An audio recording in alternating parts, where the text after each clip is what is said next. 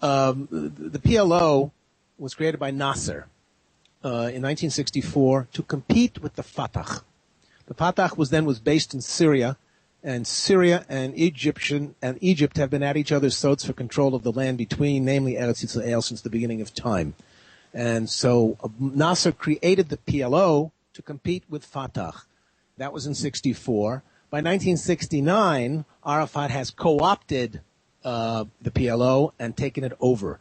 The PLO was a syndicate of 12 to 18 at a certain point, terror groups. Among them, the second largest was the PFLP, the Popular Front for the Liberation of Palestine, whose head was Dr. George Habash, who was born in Ramleh, here in Israel.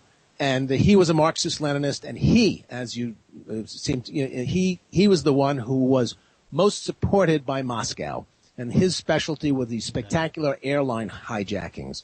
A splinter from his group was the DFLP by the Naif Khawatma, who, like him, was a native, who was a Christian, Greek Orthodox, and these guys were the second and third groups in the PLO. Fatah was the one at the top. What made Fatah unique was that they were killing more Jews than anybody else, number one. Number two, they were more or less independent.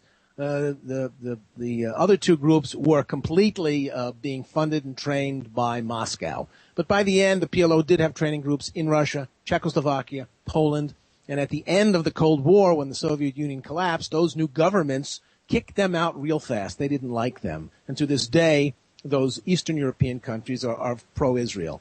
The PLO was taken over, as I say, in 1969 by Arafat. He co-opted it and became the head simultaneously, like Abu Mazen is today, simultaneously the head of Fatah and the head of the PLO. And in fact, the so-called Palestinian Authority to this day is really a wholly owned subsidiary of the PLO. All of their major pronouncements are put out under the PLO headline, and not the Palestinian Authority headline. So we're really dealing with the PLO, which was this syndicate of terror gangs who were determined to destroy Israel. And most important to remember, and especially for my book, is that they were founded, Fatah and the PLO, before the Six-Day War. In other words, all of this terror has been going on since before then, and in a way, Judea and Samaria have nothing to do with their war against us. They don't. That's a secondary issue for them, because most of the Fatah people and the PLO people came from the areas that Israel controlled between 1949 and 1967. The worst nightmare of the PLO and the Fatah in the 60s and 70s was an independent state in Judea and Samaria for the Arabs living here, where I live. That I didn't want to see that, because that would mean that the refugees of 1948-49 would be cut off and cut out and not get anything. And they murdered people here, the PLO, in those years, those who wanted an independent Palestinian state in Judea and Samaria, the so-called West Bank and Gaza, because that was their worst nightmare. And since that time, they have not changed their philosophy, their doctrine from day one. They cannot tolerate the existence of a Jewish state. And that's because at bottom, they all remain active Muslims and Muslim brothers. And all of this stuff about Palestinian nationalism and national liberation and all that stuff, it's all gingerbread on the top to disguise the fact that they are Muslims, and Islam is inherently anti-Jew and cannot tolerate Jews ruling again independently in the land of Israel. It is a complete contradiction to Islam, as opposed to the Christians, who have become big supporters, some of them the evangelicals, because 2/3 of their Bible is the Jewish Bible, and many of these millions of supportive American and English evangelical Christians have no problem in their theology dealing with the resurrection of Jewish sovereignty in Eretz Yisrael. They can applaud it and support it, versus the Muslims, who simply cannot tolerate the existence of a Jewish state. It turns their entire philosophy into tatters. It's a direct assault on Islam, and they won't stand for it. Still there? Sha'i, I am. I mean, what you're describing here then, if what you're saying is true, and I think it's at least partially true, is that Israel is going to be in a perpetual and eternal war against Islam. Until Islam changes, and it can change. Yeah, and I think there are elements within Islam, as I illustrated earlier, that do accept the state of Israel, and there are Muslims who do. I can't agree with that. Those Muslims who do agree, all right, you can count on the fingers of both hands. And I so Fine, know but some the of them point is personally. that They don't represent the I billion and a understand. half. I mean, They don't I represent point to the billion the and a half Mufti of Muslims in Rome. the world in the least. No, they They're all don't. refugees. But the point is that I They're get all that. But I refugees from point to the Islam because Mufti- they will be murdered if they stay home and talk the way they do. Because Islam has been taken over by terrorism, particularly tinged with both National Socialist in the 1930s and 40s and International Socialist today. Now, I want to ask you... They were persecuting Jews on a daily basis before Marxism-Lenism came into the world. They have been persecuting Jews on a daily basis since the days of Muhammad because it's required by the Quran. Jews must be oppressed and humiliated. So the were Christians, the Christian it's different. nations, but It's different. The Christians in Well, 1965 look, in Rome changed their doctrine. Yeah, Islam has never changed their basically doctrine. there are elements. Yeah, I would say it's not so much changed their doctrine. I would say it's Yes, emphasized. they did it. The Papal Bull of aspects. 1965 changed Roman Catholic doctrine. I get that, and I would argue that with regard to Islam, there can be an emphasis on aspects of their doctrine that do recognize the state of Israel. Now, I want to bring things up to the modern times. All right. Yeah. Well, I think we'll move on to more modern situations. Okay. Yitzhak Rabin in 1983, or 1985, I believe, after the complete defeat of the PLO in Lebanon, where they were driven out, they went into exile, they went to Tunis. Yes, they that's were correct. utterly just beaten back. He invited them back into Israel. He put Arafat as head of the Palestinian Authority. He armed them. He financed them. I think this was a policy that was so bizarre and so wrong. It was probably one of the only times in world history where I can think of a nation inviting their enemy after the enemy had been defeated back into power. It would have been like the United States inviting the Nazis back into Germany after World War II. Exactly. I mean, it wasn't in 1985, Chuck. It wasn't in 1985. It was in 1993. Thank you very much. Well, in 1993, Go ahead. I mean, my question to you is, I mean, I would think that somebody like Rabin seems to me to be a loyal Israeli. I mean, he seemed to be a patriot. He was born in Israel. He was a Sabra. What the hell was going on there? Because he was not only that. He was the son of two of the most ardent communists in the Yishuv, as we refer to the community here of Jews before the rise of the state. Likewise, Shimon Peres brags in his autobiography about reading Karl Marx's Das Kapital instead of love letters, love poetry to his future bride. These were ardent Marxist-Leninists, even communists. Not Leninists, but they were communists. And as communists, they hated religion in general and Judaism in particular. In my book, the readers can learn that Rabin used to joke about the leaders when he was only chief of staff of the army, of Levi Eshkol, who was the prime minister, how he and others spoke with a Yiddish accent, and he would mock them and call them the Jews, as opposed to the Israelis. The secular, in particular leftist, hard leftist Zionists, who led the way into statehood, looked upon Zionism as not the way to rescue the Jewish people, but to leave them behind, and to transform the Jews into a new Jew, which was their expression, Yehudi Chadash, who would be very different than Jews. They wouldn't believe in all that nonsense, which Marx said is the opium of the people. And so the desire of Rabin and Peres in 1993 had several aspects to their desire to bring in Arafat. They were desperate for peace because they did not know anything. These are highly uneducated people. I can't emphasize that too much. While Jews are famous for having good educations, these two barely got out of junior high school and never had anything after that. They didn't know how to think. They had no information. And they wanted to make peace so that they could get out of Judea and Samaria, because what happened with the capture of Judea and Samaria in 1967 was a religious revival here, which drove them crazy. Their position basically was, look, we didn't come here and built this country to be Jews. We came here to be Israelis, and Israelis don't believe in all this religious nonsense. And we're not going to fight over the Temple Mount. We're not going to fight over Jerusalem. It was Moshe Dayan, who was the chief of staff in 1960, defense minister rather, in 67, who after the Temple Mount was taken by the IDF, handed it back to the Muslims. We're not going to fight over this. This is your nonsense. We're not interested. We want peace, and we'll give you it all peace. And what they wanted to do at the Oslo accords, which were signed on the White House lawn on September 13th, 1993, was to rid themselves of Judea and Samaria because, frankly, it was too Jewish. That's why they brought the PLO in. They wanted the creators of the Palestinian national identity were not only Arafat and his ilk of Muslim fundamentalists as a ruse, as a smokescreen, it was the Israeli and the Jewish left. They were desperate to be able to make an agreement with a parallel people. Tzipi Livni has said this, Yossi Beilin, who's said this, who was the architect of Oslo, said, if we define the problem here as a religious conflict, there'll be no solution, as you realized before. If, however, we define this conflict as a political solution between two nationalities, then we can have some kind of compromise and a sharing of the land, a condominium relationship. The problem was that on the other side, all of these ideas and concepts are meaningless. They don't know what you're talking about. They are Muslims who cannot tolerate the existence of the Jews living free here and ruling over Muslims. This is the great heresy. Islam requires Jews to be oppressed and humiliated, to live as second-class citizens, to have to pay a special tax to be able to continue to pray. It's called the jizya tax. And Rabin and Peres were so anti-religion, they thought it was the big problem. Let's get rid of this religion nonsense, and we'll make a deal. So they brought the PLO in that Rabin had been driven out by Ariel Sharon in 1982 from Lebanon, and he brought them back starting in 1994 in July. Arafat returned after the great expulsion in 1982 by the IDF.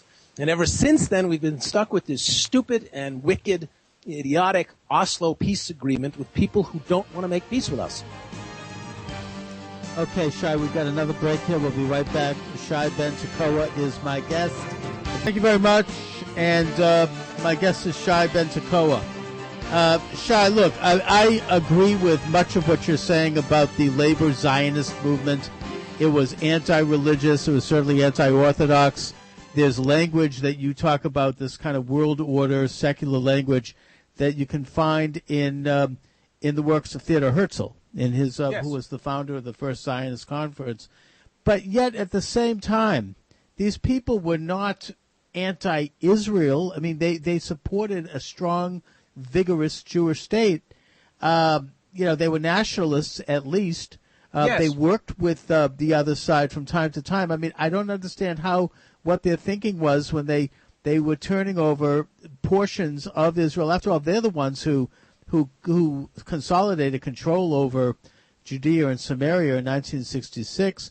They were the ones who started the settlements, the cities and towns in let me correct Judea you on that. and Samaria. I have to correct you on that, Chuck. It was 1967 was the war, and for the next Thank 10 you very much. Okay. And the next 10 years, with labor still in power as it had been from the beginning of the state in 1948, for the next 10 years there was very little, almost no settlements.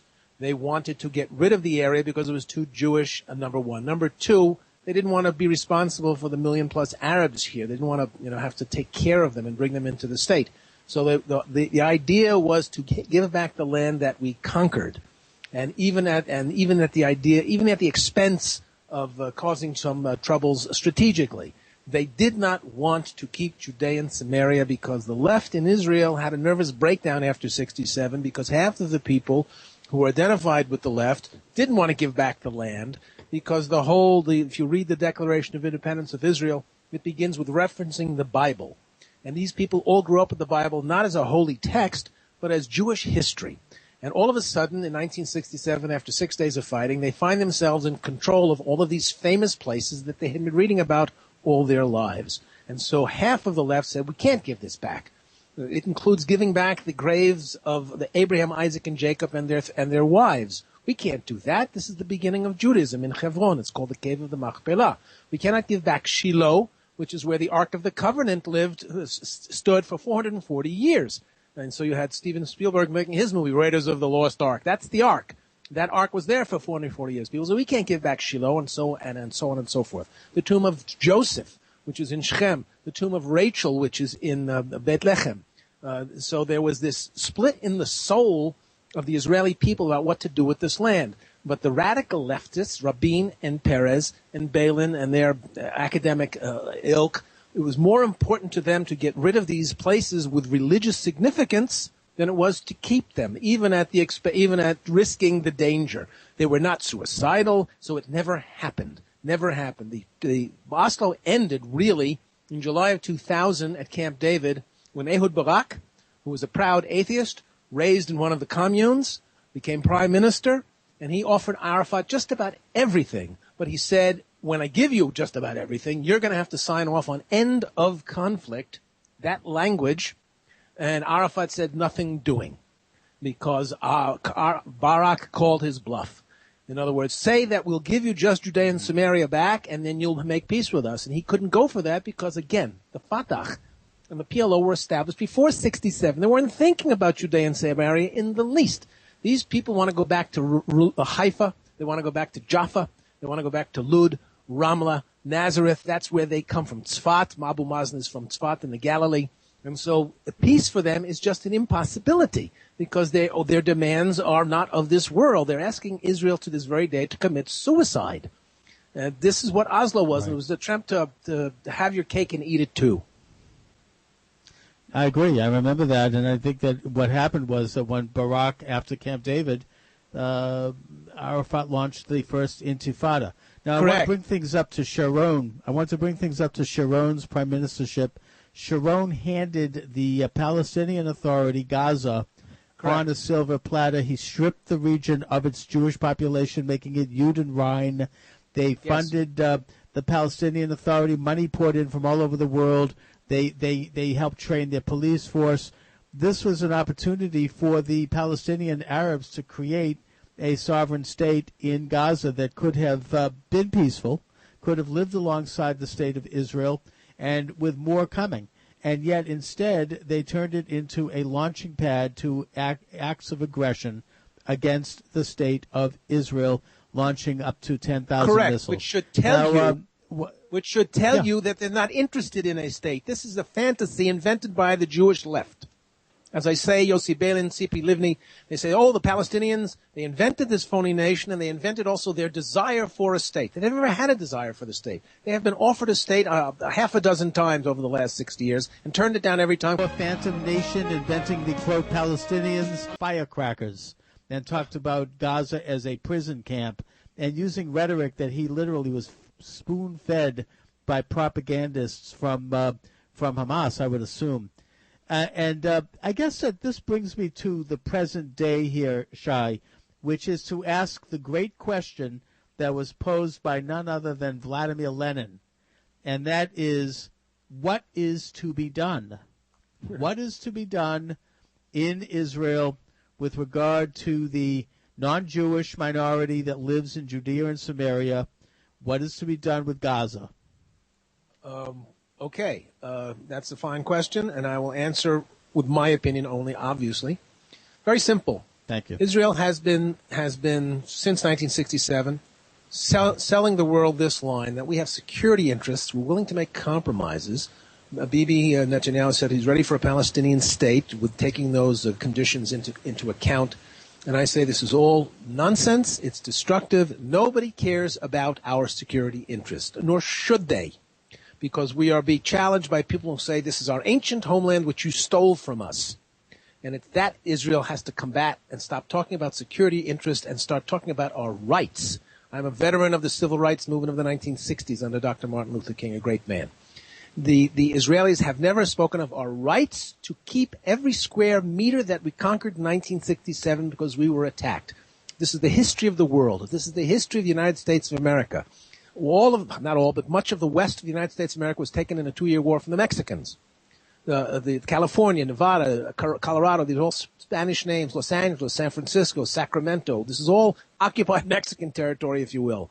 We have every right to keep this land, number one, because we took it away from an aggressor in self-defense. 2, the League of Nations granted it to us as a Jewish homeland.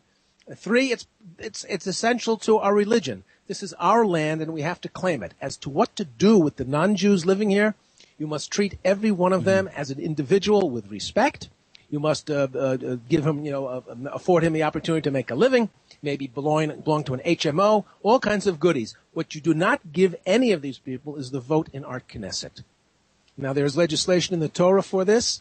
It's called Ger Toshav, and really, in English, it's the resident alien status. Resident alien in the United States has all kinds of rights to live and work, etc., but they don't vote. There are 21 Arab states. Every one has some kind of assembly or legislature, which is 100% Arab. We Jews are entitled to have our legislature, which is not which should be 100% Jewish. It's not, but we'll live with that. We're not going to add any more voters. We offer them this deal. If they like it, they can stay and behave themselves. If they don't like it, they're free to leave. This is the history of mankind. This is the history of the United States. Only a third of the people made the U.S. Revolution, and at the end of it, a third of the people who didn't like it and want to stay subjects of the British Crown left the country. They didn't like the new situation. Right. Here, they're free to leave if they don't want to live with us under our terms. That's what we have to do. As for Gaza, this is a rectangle that's about 25 miles long, drive to 8 miles wide. Its entire existence is a fraud. There was never such a thing as the Gaza Strip in history. It's the creation of the invasion of Eretz Israel in 1948 by the Egyptian army. They drew a line around the furthest advance with the ceasefire. They created 8 refugee camps for these Arabs who are mostly migrant workers from all over the Arab world, nothing Palestinian about them. And it's a situation. You're making some really interesting comments about the destructive influence, ultimately, of the far left end of the labor Zionists and what they've done to, yes, in a sense, weaken Israel's position, both in Israel and in the world, by their very wrong-headed, perhaps well-meaning, but demented ideas. Yes. We brought things up to the present time in a discussion of what to do now with Israel's non-Jewish population. I don't know if you know David Rubin. He's been a regular guest of mine, the author of God, Israel, Shiloh. He's a former mayor of Shiloh. And he suggests that the Palestinian Arabs of Judea and Samaria be offered Israeli citizenship, and offered it in such a way that they would have to go through, say, 3 years of education and training. They would have to take a loyalty oath to the State of Israel, and then they would become full citizens who would basically be involved in the same citizenship responsibilities that all Israelis have, including national service, not necessarily military, but some form of national service, and that this would be offered to the Arab population voluntarily. If they don't want it, then, and he says a lot of them will take it. But if they choose not to, then they have the option of either leaving or of staying as long as they're not, they're not seditious and they're not violent. And that he advocates a private fund that can help finance the departure of Arabs who do not choose citizenship. I mean, I think that sounds like a very interesting idea. I agree with the last idea. Yep. But as to offering them citizenship, 3 years training, all that stuff, I reject it completely. That's pie in the sky. They will say anything. They have no fidelity to objective truth. They are a people where truth is subjective. They have the principle of taqiyya in the Islamic language, lexicon, which allows you to lie. I don't want to give them the vote. I get that. I don't want to give them the Well, vote. I think that something that augurs in favor of that is the fact that the demographics over the past 10 or 15 years indicate that the Arab population is dropping, whereas the Jewish population is one of the fastest growing in the world. 100% right. I know the people who have developed that information. Talking now about the present situation, are you suggesting then, Sha'i, that Israel should formally annex Judea and Samaria, and Absolutely. What about Gaza? Same. Okay. Well, there are logistical problems in terms of our rights. We have to start with our rights, and our rights are to own all of this land legally. Anti-Semitism in every generation is a pack of lies. That's what people do. They tell lies about evil things that we are supposed to have committed and which we don't commit them. They say the settlements are illegal. The settlements are not illegal. They're completely legal, and we have to fight for that idea. The settlements are completely legal. Our right to rule everything west of the Jordan River is in complete accordance with the League of Nations mandate, and this includes Gaza. As to the logistics of changing the situation, this is a tactical problem, and it's a serious problem. But I'm talking, you have to begin with ground zero, and ground zero is our right to all of this land, and we are under no moral obligation to give these people citizenship in our land, particularly after their behavior over the 100 years. These people are brutal, they are savage. These terror tunnels were directed to the kindergartens in the communities lining the Gaza Strip. They plan to burst into the kindergartens and massacre all the kids. They've done this before in other schools. They've murdered Jews in Namalot in a schoolroom, school buses. These are people we owe nothing to. We have every right to annex this land as we should.